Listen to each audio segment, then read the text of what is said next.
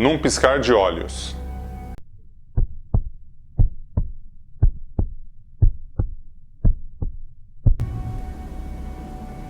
Num piscar de olhos.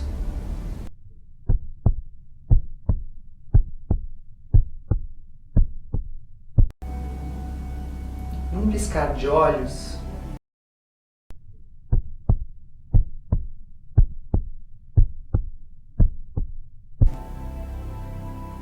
Num piscar de olhos.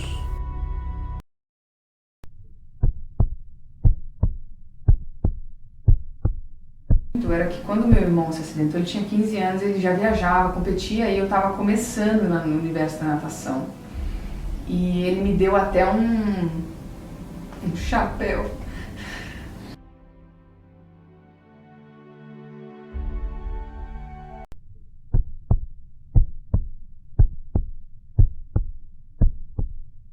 Viu que a Mayumi estava se afogando e pegou e tirou ela da piscina. E foi assim, tudo muito rápido, uma pequena falta de atenção, provavelmente, né, a mãe não estava ali por perto, ou mesmo...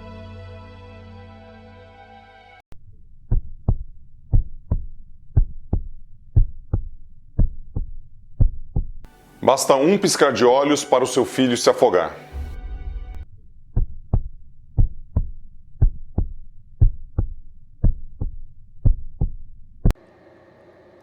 Agora está na hora de aprender como evitar, ajudar e mitigar um afogamento em apenas 5 passos. A primeira e mais importante ação é a prevenção.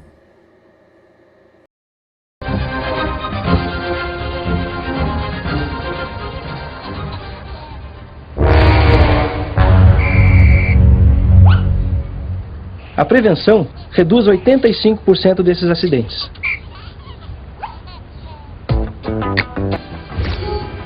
Evite brinquedos próximos e dentro da piscina.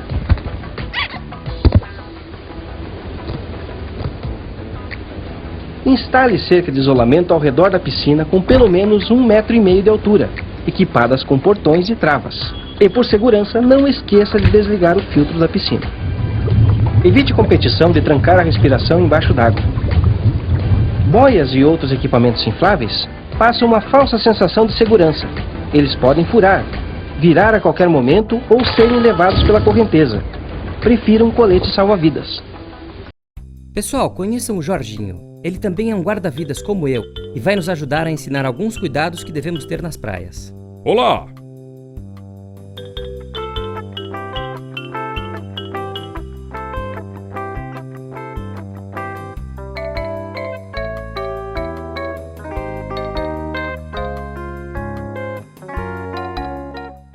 Bom dia, guarda-vidas.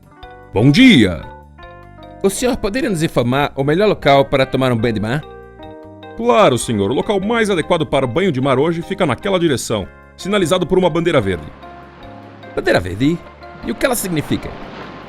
Ela indica que as condições do local estão adequadas para o banho, com baixo risco de afogamento, mas mesmo assim, deve-se ficar atento.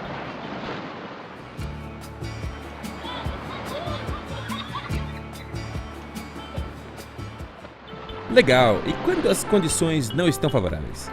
Tem alguma sinalização também? Tem sim, dependendo do caso, usamos uma bandeira amarela, que indica aos banhistas uma área de médio risco de afogamento. Aconselhamos que aqueles que não sabem nadar não entrarem na água. Puxa! E quando há um alto risco de afogamento, usamos uma bandeira vermelha. Indica que ninguém deve entrar na água. É sinal de muito perigo. Devemos respeitar o mar. Caramba, é bom saber disso.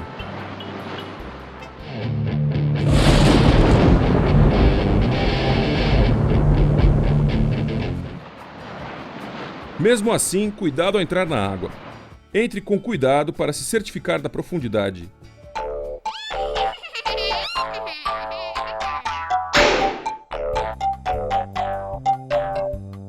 Lembre-se, água no umbigo, sinal de perigo. Obrigado, até mais.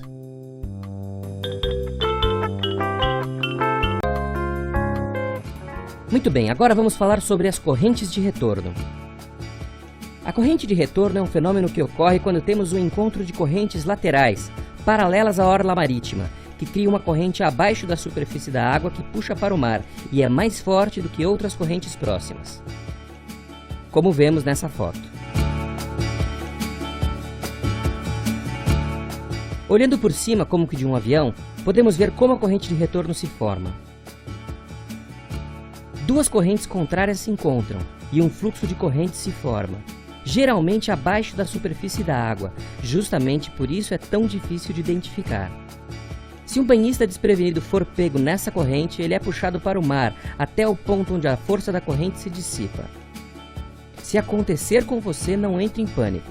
Caso não saiba nadar muito bem, acene os braços e não tenha vergonha de gritar por socorro. Se você souber nadar bem, nade transversalmente à corrente, de modo a escapar da corrente e ao mesmo tempo nadar na direção da praia. Não tente nadar contra a corrente. Caso você não saiba nadar muito bem, nade de maneira a escapar da corrente. E quando sentir que está livre, nade em direção à praia. Além dos cuidados com as sinalizações, se for nadar, evite bebida alcoólica, comer antes de entrar na água,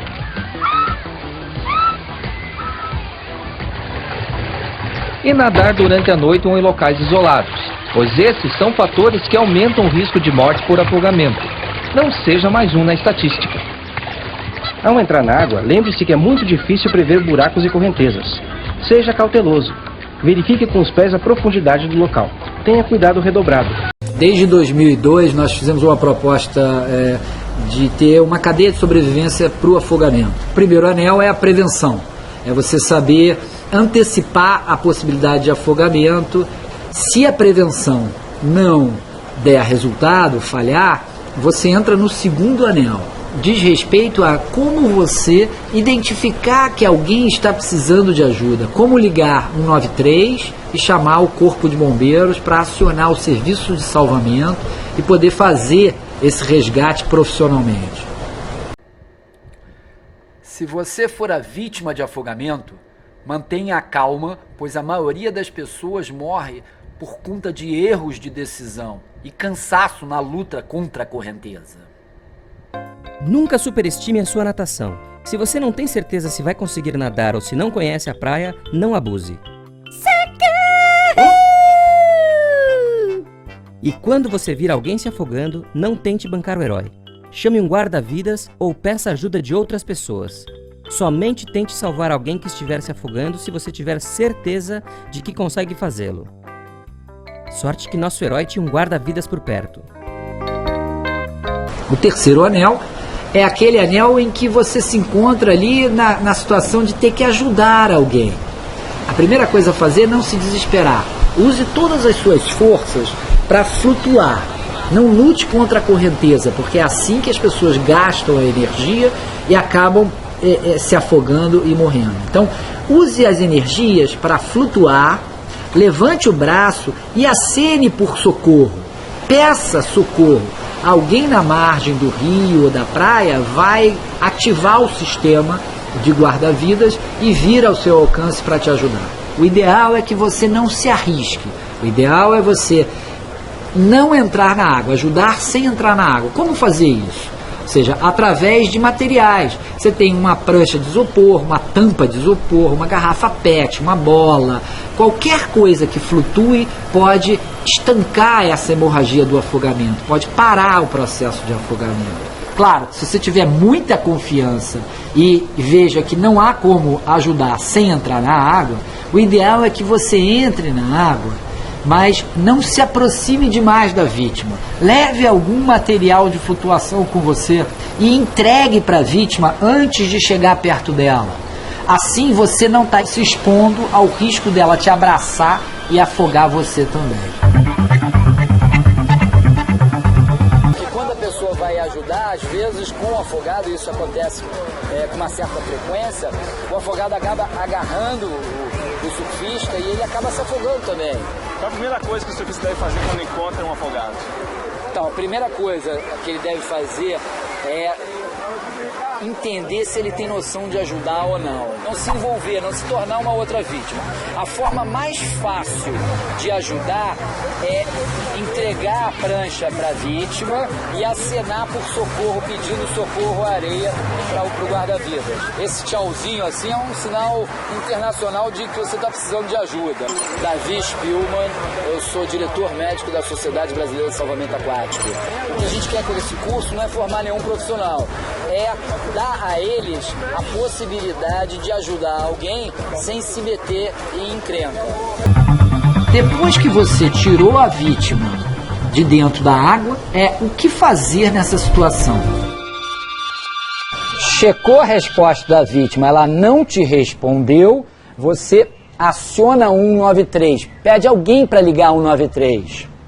Hiperestende o pescoço, ver, ouvir e sentir a respiração. Não tem respiração, você vai fazer 5 ventilações iniciais. Isso só em afogamento. Então você faz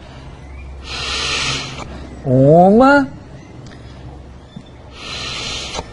2, 3, 4, 5. Não respondeu, a pessoa não balançou o braço, não tossiu, não teve resposta nenhuma. Você tira o dedo do queixo, corre pelo abdômen, encontra o encontro das 2 últimas costelas, vira, tira a mão da testa, coloca ao lado dos dedos, a outra mão por cima e vai fazer 30 compressões. 1, 2, 3, 4, 5, 6, 7, 8, 9, 10, 11, 12, 13, 14, 15, 16, 17, 18, 19, 20, 21, 22, 23, 24, 25, 26, 27, 28, 29, 30. E aí volta a fazer 2 ventilações nesse caso.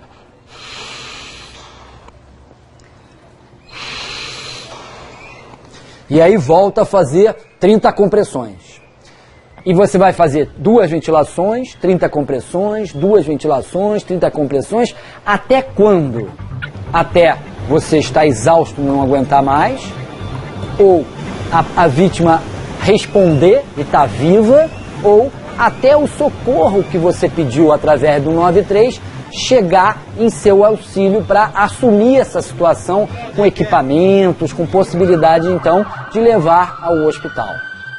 Cada grau de afogamento tem um risco tem uma gravidade e um risco de morte e um tratamento diferenciado.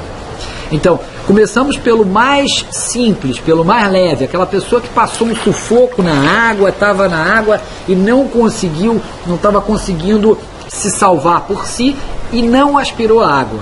Essa pessoa, ao ser retirada da água, como ela não aspirou a água, ela está apenas cansada. Ela não tem risco de morte nenhuma. A outra pessoa que aspirou aquela pequena quantidade de água, seja até praticando natação ou pegando onda, é aquela pequena aspiração que produz uma tosse. Isso é o suficiente para caracterizar um grau 1. O grau 2, ele já aspirou uma quantidade que afeta a troca de oxigênio. Há uma hipoxemia, que a gente chama, e essa baixa de oxigênio no organismo faz com que a pessoa respire mais rápido. Essa pessoa precisa ter uma oferta de oxigênio e ir ao hospital. Qual a possibilidade dessa pessoa, grau 2, morrer? 1% apenas, mas existe um risco. Depois vem o grau 3 e 4, que tem mais ou menos uma mortalidade de 6 a 20%. É aquela pessoa que aspirou uma quantidade de água que foi o suficiente para reduzir a quantidade de oxigênio em 50%. Essa pessoa tem uma mortalidade mais alta, que chega até a 20%. Ela precisa de oxigênio sob máscara, 15 litros por minuto, precisa ser transferida a um CTI, aguardar pelo menos 48 a 72 horas com um respirador respirando por ela, para que essa água seja absorvida, excretada e que esse pulmão possa voltar a ventilar normalmente.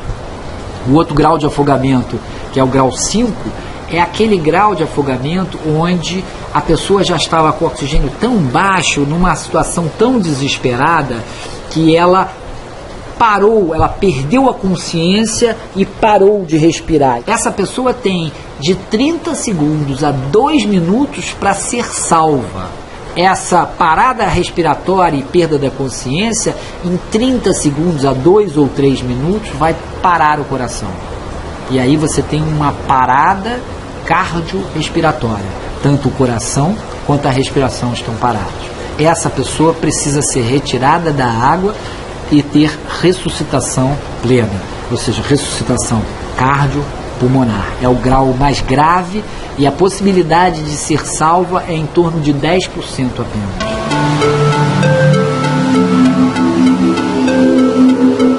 Faltou oxigênio, nesse caso mais grave, grau 6, faltou a oxigenação no cérebro por tempo suficiente para matar algumas células do cérebro, ou várias células do cérebro, causando o que a gente chama de uma encefalopatia anóxica. O cérebro, as células do cérebro sofreram pela falta do oxigênio e aí, portanto, elas morreram. E aí a capacidade do motora, de fala, de inteligência, diversas atividades sensitivas e motoras se perderam. Sufoco! Mas isso eu não quero nem saber, eu vou o quê? Eu vou salvar, eu vou socorrer! A gente tem várias iniciativas de prevenção, né? A gente tem prevenção com crianças, né? Através de escolinhas de salvamento no Brasil todo. A maioria, por exemplo, projeto que é original do Rio de Janeiro, um projeto, chama-se Projeto Botinho, que é do Corpo de Bombeiros, não é da Sobrasa, é do Corpo de Bombeiros, mas é um projeto que começou nos idos 70. Um projeto onde ensina as crianças a entrar, sair do mar, como fazer os primeiros socorros. Então é um projeto que previne. Então eu acho assim, tem projetos na escola, a gente tem vídeos de salvamento em praias, vídeos de salvamento em piscina, em desenho animado, quer dizer, um vídeo para criança, para a mãe assistir junto com a criança, mostrar, discutir, conversar. A gente tem um projeto de ida à escola para poder ensinar as turmas como prevenir. A gente tem um projeto chama-se Projeto de Emergências Aquáticas, onde a gente ensina as ligas de trauma, os estudantes de medicina do Rio de Janeiro, a como evitar o afogamento na praia, como fazer os primeiros procedimentos no hospital, como atender o paciente no hospital. A gente tem esse mesmo projeto com professores de educação física e esse mesmo projeto com surfistas, né? E existem vários projetos desse de surf salva sendo iniciados no Brasil todo, né? E para isso, acho que a melhor pessoa para falar, que é a pessoa que criou esse projeto, é o Rico de Souza, que acabou de chegar. Olá, Davi. Tudo bem, irmão? Beleza? Tranquilo? Tranquilo, você? Tudo tranquilo? Tudo ótimo. Falando sobre o Surf Salva. Eu quis fazer essa parceria, então eu chamei na época, eram os 30 melhores surfistas de mais nome, que receberam um treinamento profissional do GEMAR. Dessa forma a gente fica mais seguro em poder fazer o resgate de uma forma mais consciente, né? E desde então já se passaram, sei lá, 20, 30 anos aí, a gente continua salvando as vidas, né? E é muito legal. E devido a esse trabalho, a gente também, através do Davi Spillman, que contribui muito com isso, nós passamos para as escolas de surf, né? Porque dá uma base aos instrutores das escolas a ter uma melhor qualificação. Então eu acho que isso daí podia ser ampliado para todo o Brasil, né? Porque é uma forma, o surfista está pegando onda naturalmente, ele já identifica o afogado antes mesmo dele se afogar, né? É uma prevenção, né? Então eu acho que a gente, no coração da gente, a gente está sempre em alerta, a gente é como um escoteiro, né? Está sempre alerta vendo quem está se afogando e verificando antes de acontecer, porque a prevenção é a forma principal, né? Todo surfista salva, sabe? Isso é natural, você é uma das poucas pessoas que está na praia ou no local onde vai acontecer o afogamento. E o que acontecia, assim, ele já faz esse salvamento espontâneo, já é uma demanda espontânea. O que a gente quis, e acho que é essa a intenção do projeto inicial do Rico, e é o que a gente tem feito hoje, é dar continuidade a isso, dar mais ferramentas ao surfista para que ele faça isso com a segurança para ele próprio.